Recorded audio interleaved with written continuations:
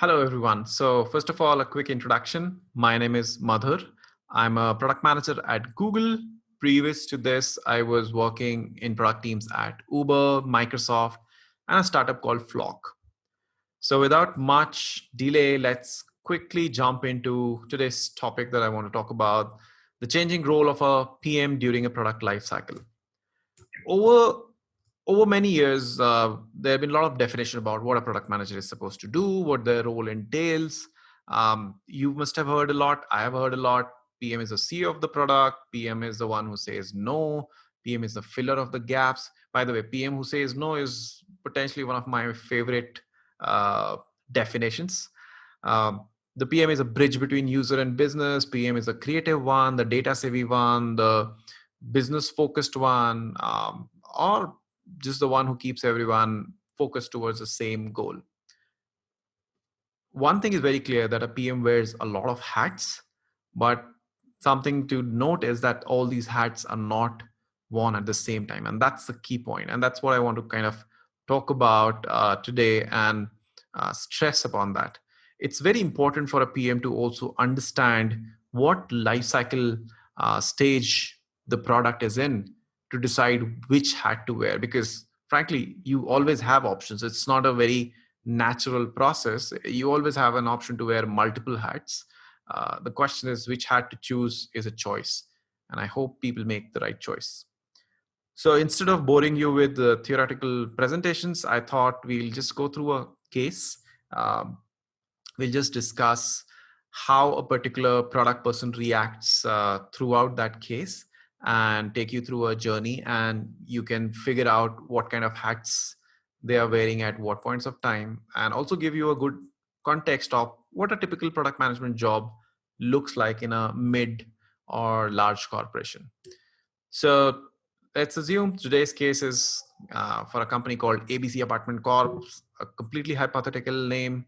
They buy and rent apartments. Before we jump into the product problems and all, let's talk about the org structure, which I think is super interesting. Um, Suppose you have a CPO called Nina. Her target is to make $100 million in next 5 years. So she's got this target from the CEO, and the company has decided this XYZ we'll do. The product team needs to get us $100 million additional revenue or revenue in the next 5 years. So she divides it into two parts. One, making revenue from existing businesses. So there is Jen, who is the VP of growth, uh, whose job is very simple. Whatever is our biggest source of revenue today, apartment rental and apartment selling, get us 80 million in next 5 years. That's your job. Um, and then there is also Nina is also a very forward thinking CPO. She knows that what makes money today may not make money tomorrow. You need to be ready for disruptions and you need to be always innovating. So she has another VP called Samir. Samir is the VP of new products, and his job or his target is that, hey, get us 20 million from new businesses in the next 5 years. That's a good target to be at. So new businesses will be at somewhere around 20 million in the next 5 years, whereas existing business will be somewhere around 80 million. Again, we'll not get into how Jen decided this, but typically you will see that execs will take some known bets that, hey, this will potentially work out. And there'll be some bets, unknown bets in some sense, like, hey, new businesses we want to explore and take a call on if it works.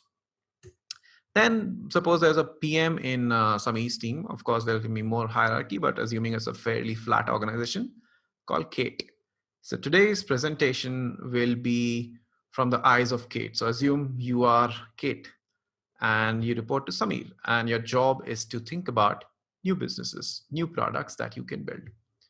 So as Kate, you are thinking about a lot of ideas, you're brainstorming, you're reading industry reports, you're looking at tangential things in a sense like, hey, we only sell apartments, but apartment selling can be a multi-stage process. For example, you do your research, you figure out why you want to buy an apartment. Then you buy an apartment, then you furnish an apartment, and maybe you want to sell an apartment at a later point of time. So what parts of the journey can I be part of? Say you decide like, hey, we could do rentals, for example, furniture rentals, or maybe furnishing itself, he could give you that. or we could do something absolutely tangential. So while you're doing this, you looked at a lot of reports. One of the things that really, really catches your eye is, or somebody sends you this report, is like, hey, you know what? Homes are sure, apartments are great, but as per the new the market study, it seems that the new generation that is coming up, the younger population actually doesn't prefer apartments. They prefer standalone homes, houses, and they would rather buy houses than apartments if given a choice. And that market is actually growing 30% year on year. And this is a very, very interesting place to be. And this can be very disruptive to your company as well, in a sense that if it actually becomes really big, then you are selling apartments, whereas people are buying homes. So should you not be investing? So you make a business case. Um, you decide that, hey, this is something that you want to go after. You make a business case. You talk to Samir. You present to a couple of other people as well. Get their thoughts and processes, and to figure out, is this something you want to go for or not? And finally, the decision is made. Like, okay. So Samir says, okay, Kate, go for it. Let's figure out where it is. Let's do a POC and see if it works. So you do your typical user research. So you'll see this kind of a deck in a lot of user research studies where there's a picture of the person who said it, and on the left side or right side, you'll see the actual quote from them. So you do your user research, you rope in your own user researchers, or you do your user research on your own. Typically, ideally, new product managers, even old product managers, please hire or work with good user researchers. They are way better than uh, untrained people, for the lack of better word. So yeah, you do your user research, and something like this comes out where people don't want to buy houses because of trust and blah blah blah other reasons. And at the end of the day, you come back with like, hey, these are the three things that really, really matter to people. Trust. Can I trust the seller and the property? What if there is a legal claim on it? What if somebody else owns it? What if it's not supposed to be an apartment, right? There's some a house. There's so many things. Maybe it's an illegal land. Maybe it's a government land. Maybe it's an agricultural land. Second, am I getting a fair price? And third is, it's just too much hassle. See, I can go to an apartment building. A new apartment is being constructed. I can go there. They will show me like 5 or 6 or maybe even 10 types of apartments, east facing, north facing. They will show me any floor, ground floor, top floor, multiple configurations, 1 BHK, 2 BHK, 3 BHK, etc., etc. So they have all those things. So I just need to go there once, and I'll be able to see a lot of samples as well. Whereas house is a house is a house. So that's a problem. Now, you've done that.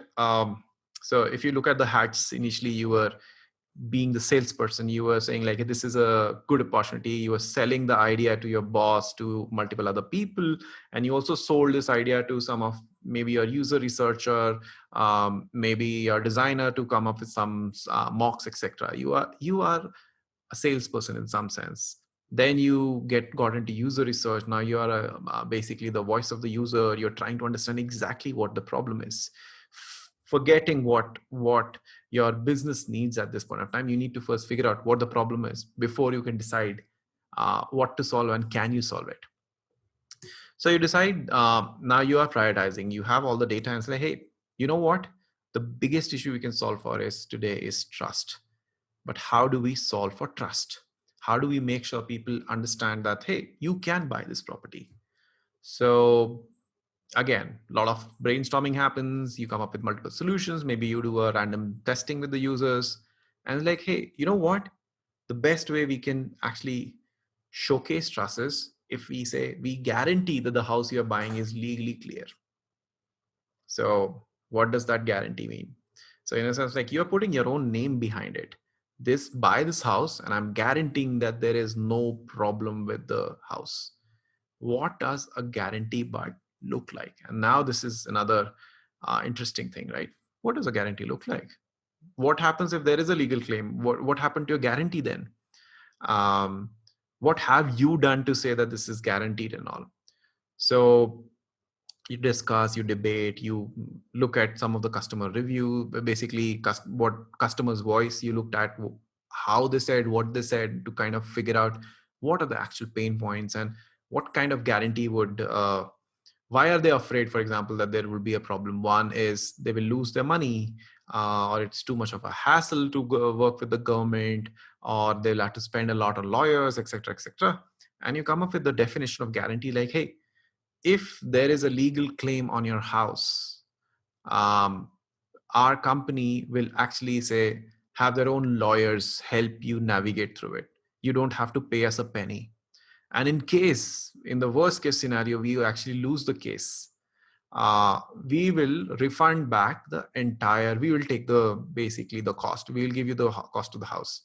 It's a ridiculously good guarantee in some sense. By the way, don't do it. I'm just making up stuff at this point of time. So assume you want to make a large dent in the market. So you decide, this is how I will do it. So again, you pitch to multiple people. Um, it seems to be if you are able to pull it off, it seems to be a really good thing to do.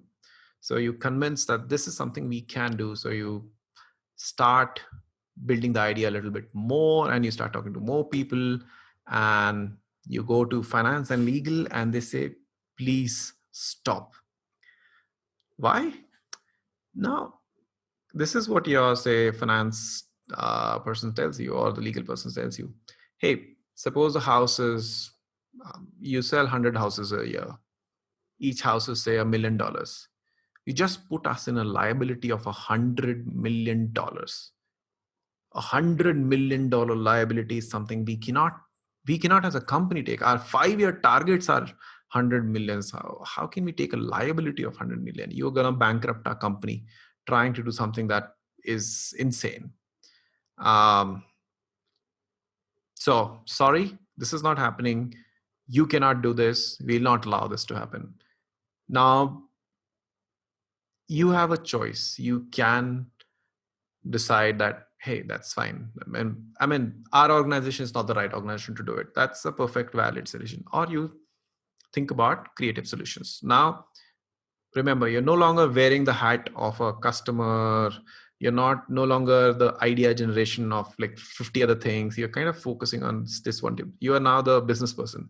The business is, we can't take this liability. So you looked at, what does liability mean? What kind of claims are done? And suppose you find out that, hey, you know what? Only 1 to 2% or 1% of all houses that are sold in this area actually have any legal claim in the next, say, 5 years. And even in those, there is a very strong pattern. Say, houses which were built on agricultural lands in the past 5 years. Maybe they claim that they converted it, but in reality, probably they did not. Houses in which the owner actually did not leave a proper will. So there are like joint owners, and there's a tussle going on who actually owns the house.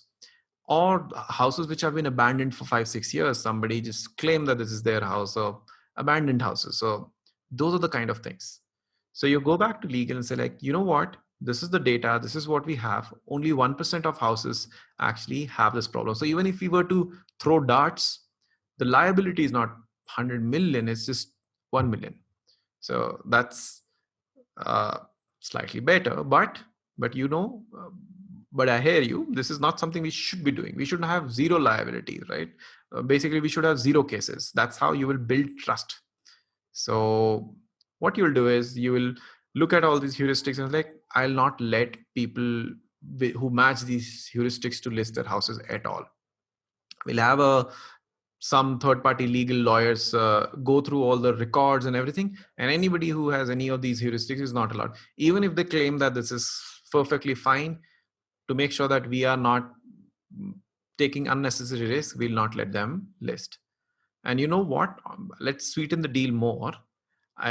We can also go ahead and insure every house we buy. So every time we buy a house, we take an insurance, and we also probably limit to, say, 5 years. So we are giving you a guarantee of 5 years. So within 5 years, if there's a claim, we are with you. We'll back you up. Now that's something that's an interesting proposition. So again, now at this point of time, you're trying to be the business person, reducing the liability, making sure that finance and legal also understand like why, like the liability is probably not as high as they're expected. convince them, see if the risks make sense, and assume you are able to convince them. So congratulations, Kate. So now what? Now you have the clearances, you go ahead and build the feature, and you're figuring out how the feature should look like. How do you communicate to the user what guarantee, warranty, and other things? So assume a feature is something, I mean, like this. At the end of the day, it's just a tag, a banner on top of a listing of a house, which says this is a legally guaranteed house. And when somebody clicks on legal guarantee, you show them all the details about what legal guarantee is, how you are guaranteeing it, and etc., etc., etc. And you come up with like 5 6 variations of this particular banner.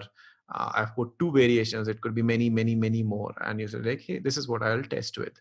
Maybe though you experiment with the word as well. By the way, this I don't exactly remember who said this. There's a concept of this big red button or big bold button. The idea is whenever you want to understand how good the engagement can be, maybe put this huge button which says click here, something like that, so that people don't miss it, and then you just see how many people click it. It's not something that will remain forever, but the idea is it gives you the basically like an upper ceiling of where it could go.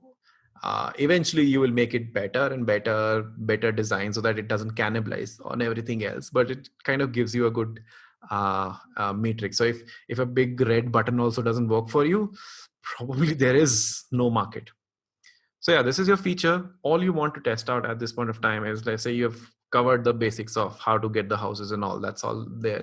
You want to test out a very single thing from a user side. Do people click on it? Do people engage with it? And eventually, maybe do they go ahead and buy any of these houses? What the conversion looks like. Um, so yeah, you're doing that. But while you're doing this, even Samir comes back, your boss comes back and says, hey, Kate, do you know, like I was reading through your reports and all, there is a lot of other interesting things that we are not looking at. Second homes. There is a huge need for second homes. That's an interesting market to be in. Second homes are also not sold like traditional homes, because second homes will be say in suburban areas. Why would you want to buy a second home right next to your primary home, right? There is also a very niche segment within homes, basically houses, is called furnished houses. People want to buy these houses, but they don't want to get into the hassle of actually furnishing. Can we actually come up with some kind of an interesting model where maybe we buy empty houses, we furnish them, and we sell out those furnished houses, take a commission? That's an interesting idea. Or maybe just have a separate section for furnished houses. Then there is something called a timeshare kind of a situation where multiple people are trying to buy a same house. So they buy the same house. Maybe it's like a house on the hills, like a second home, which acts like 2 months, 2 months, or 1 month, 1 month, or maybe they live together in it, like things like joint owners and all. Can we, what's your thought? Can we think about those as well? Can we go and do some research on that as well? Right. And why don't we add that to the pilot? So of these, so I leave it to you guys. What do you guys think about this? What should Kate do at this point of time? You are Kate. I'll give you a few seconds.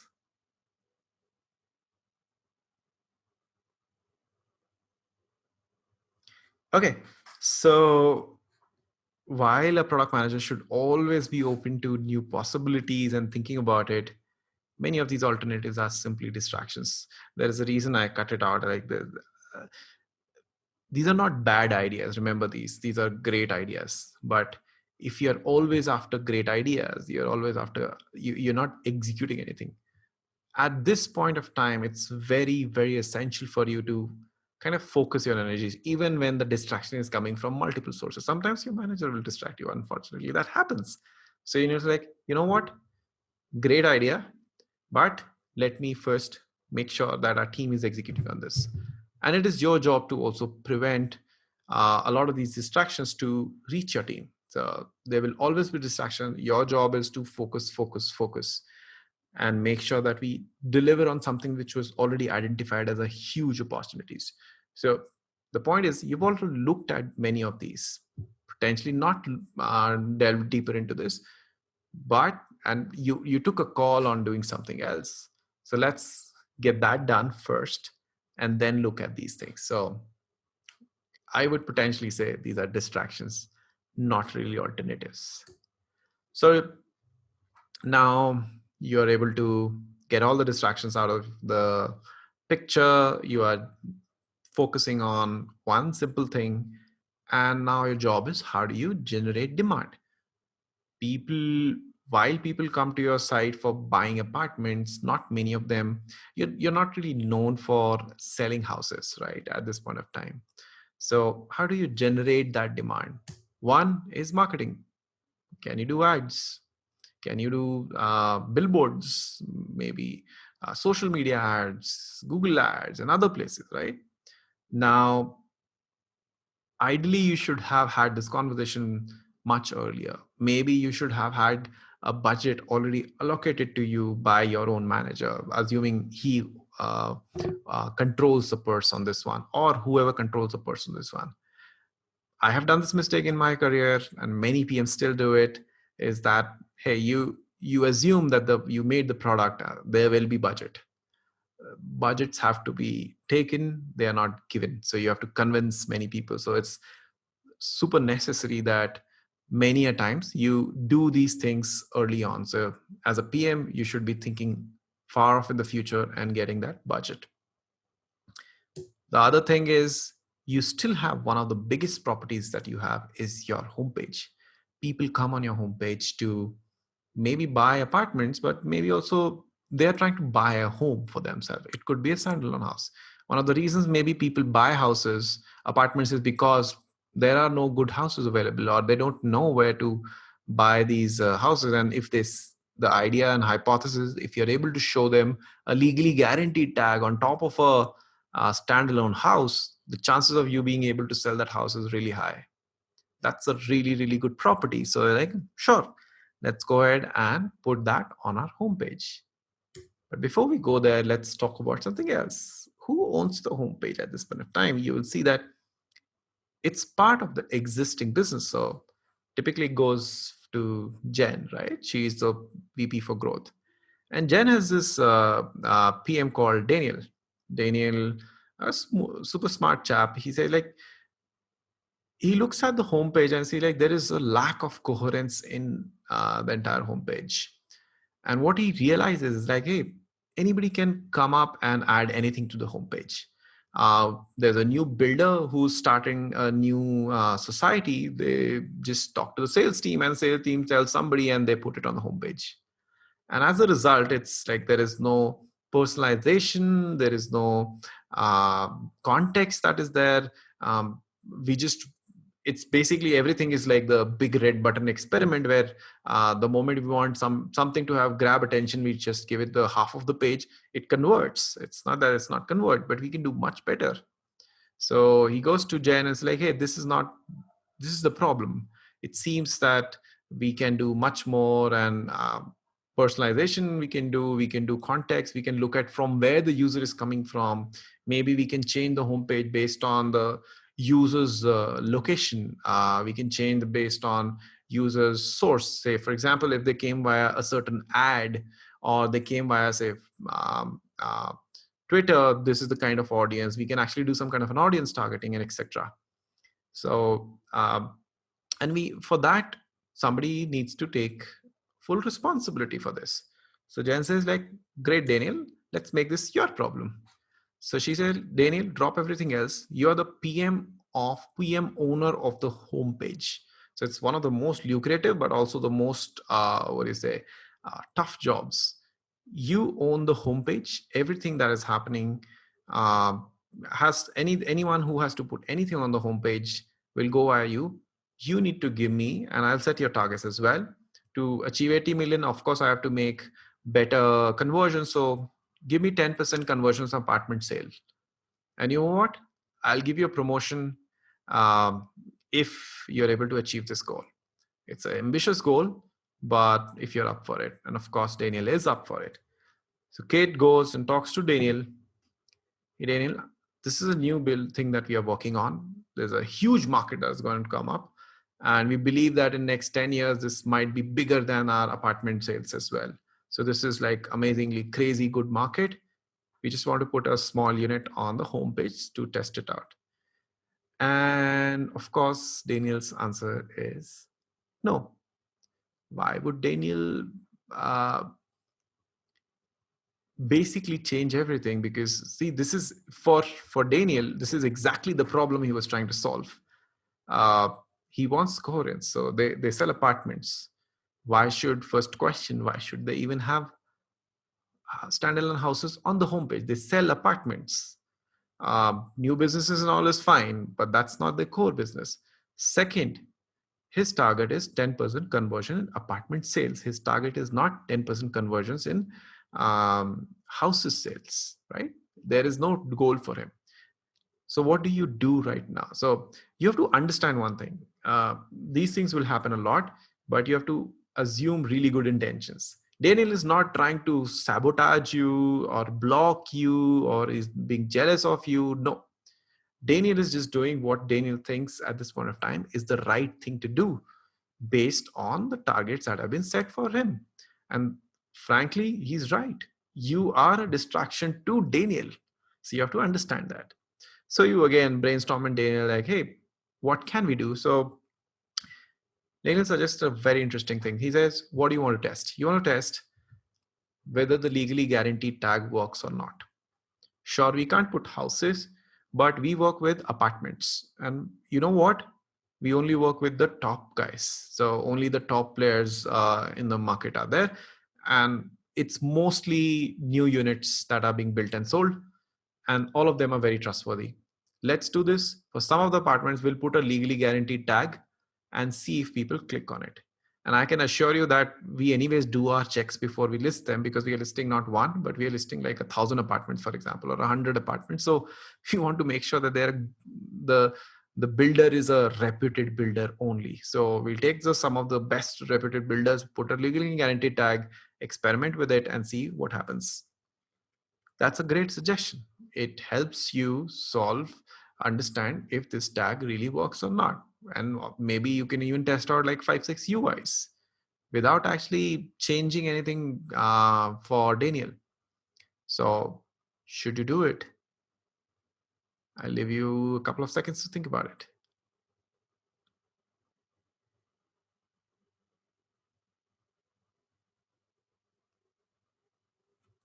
Okay, so as before, this is probably a distraction for you. Again, Daniel is not wrong. Remember that. He's coming from a very good place. He's trying to figure out how he can help you without actually affecting his work as well. But to you, you are the owner of this. Now you're the user's voice. You're not trying to see if legally guaranteed works on apartments. You're trying to see if legally guaranteed tag works on selling of houses. You're not trying to see which version, like straight tag or slanted tag or 25-degree, 45-degree. Those are very small and minor things. But the main issue is this value enough for the users? Do they interact with it or not? So you say, thank you, but this is not what I'm testing for. And of course, if you do that, what were you doing for the past so many, like this should be the first thing you should have done, right? But you didn't do this first thing. The reason is this is not what you're testing for. And this is another thing you have to be very cautious about. There will be a lot of things. It look like something that you can learn from, or like a shortcut. Many of these will be good things in the sense that you will see like, hey, I can actually look at the experiment that somebody XYZ in the company did to learn from it. But many a times there will not be a apples to apples comparison in some sense. So you need to guard against that this is a distraction. It is giving me the wrong results because it's testing the wrong thing. And that will happen. Frankly, that will happen in organizations. So what do you do now? You have hit a roadblock. Daniel is not going to give up his promotion because you want to test out something. And this is exactly the discussion he had with his manager, that people can put anything that is not coherent with our overall vision and mission of the company. And frankly, what you're doing is not yet coherent with the vision or the mission of the company. It's a new project that you're trying out. So, so basically, you escalate. Another, by the way, another good essay that I read, I again forgot who wrote it. You can search online. It was called Escalate Off Early, Escalate Often. Escalation is not a bad word per se. It's considered bad because of, I don't know, historical context, but it's not a bad word. You just go to somebody and say, hey, this is where I need your help, and that's where a lot of leadership will come in. Leaders, in a lot of product leaders, as you grow in your career, more and more of your job would become clearing the path. So this is a perfect job for Sami to clear up the path. So he'll have his let's sync up meeting with Jen. They are mature leaders. They understand that hey, it's always a give and take. They have to also kind of adjust. Jen has to give up some space, for example, if she feels that this is a good product or something that can help the company in the longer run. She has to figure out a way that Kate can do this experiment. So Sami talks to Jen, convinces that this is something that is interesting. They both come on the same page, and Jen says, "Yeah, interesting. I'll figure out what to do." So changes the targets for Daniel. Daniel, great job till now. I'll first of all pat on the back for not distracting yourself and letting that come to me. That's okay. Many times it's fine to let it escalate, right? But I think this is important. Let's do that. Let's change your target. So 8% instead of 10, do 8% only. And let's do, I'll add another OKR, successful pilot for houses.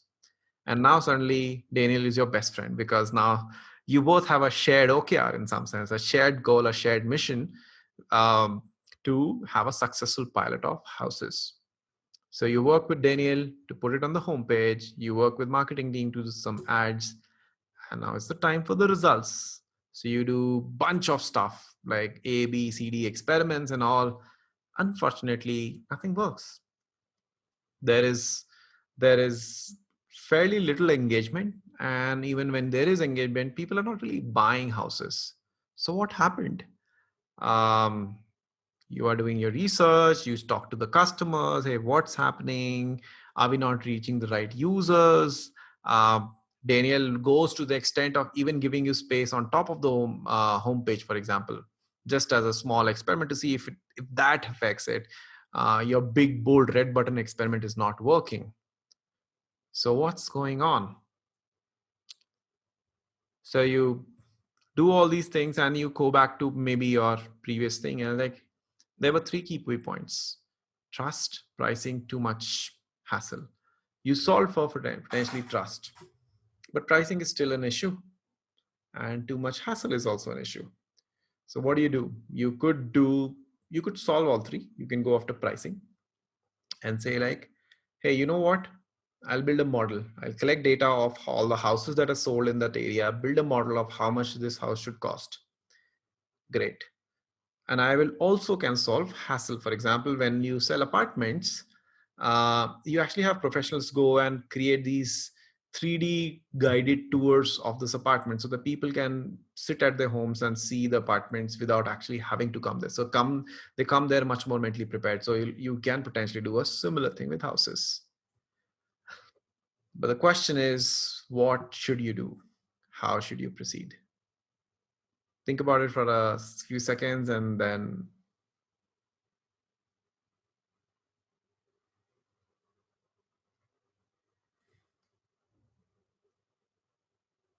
Okay, so assume you thought about it a lot, and while you can do multiple things, frankly, uh, but let me put some, like, you discover that pricing is fine, but one, it won't be accurate. It doesn't seem like it's a very unorganized market, and it's a fairly complex job to actually do it. Second is, when you build these 3D guided tours, etc., which really help you sell apartments, you make one tour and you sell, say, 50 apartments. But here it's a 1:1 comparison. So the cost is really, really high. The chances of actually you recovering that cost by selling that house or whatever commission is maybe no, none. Like there's no chance, or it's almost abysmally low. So while you can go after these, there's one big choice that you can actually make, which we, like some people call, killing your baby. You can go and suppose that's what Kate does. Kate goes to Samir and say like, Samir, we tried these things. It doesn't seem that it is working out. To make it work, there is a chance that we can try these more things. But based on my current understanding and analysis, these are way too expensive, or uh, we are not yet ready for it. So I would potentially propose killing this project. Uh, a lot of people would be unhappy with you, by the way. Uh, and this is a kind of a conundrum for a lot of product managers. You have to hold both the optimism and pessimism together in your mind. You need to be this eternal optimistic, which is selling the idea. You sold the idea to the dev team, to the design team, to the research team and marketing team. Hey, you even escalated on Daniel, who was very near to his promotion. And you were selling this idea that this could be bigger than the main core business in in a few years. This is the next big thing. And then you're also holding the idea in your head that perhaps the market is not there. Maybe the reports are wrong, or maybe it's just a bunch of so many mini markets that it doesn't make sense. It's way too unorganized. Or market is there, your company is not the right company to crack it. You don't possess the skill sets or maybe the deep pockets that are necessary to do it. And it's always better that when such a situation arises, you are the one who goes and tells your boss that it's time to shut down, rather than your boss coming to you like, you know what, I gave you this runway, you tried it out, great job, but I don't think we have more money, or we don't want to invest in this any further. We want users, our people, to work on something which has much bigger chances of success. This is done. uh, a lot of people will be unhappy with you, as I said, and frankly, it's never a good feeling. You may also be very unhappy. Let me say, you will be unhappy if this happens, but it's okay. It's part of the learning. But I'll leave you with the last slide, which says, but who said PMs need to be happy? So yeah, that's pretty much it. As you could see, the PM in this situation, Kate, went through a multiple parts, like wore multiple hats at different points. She prevented against distractions. She was a salesperson, a marketing person, a data person, experimentation, user's voice, business voice, legal, finance as well. And eventually, she was also the one who was thinking about strategy and saying, like, you know what, this doesn't make sense for us to do anymore. So I hope this helps, and thank you so much for making it this far, and all the best.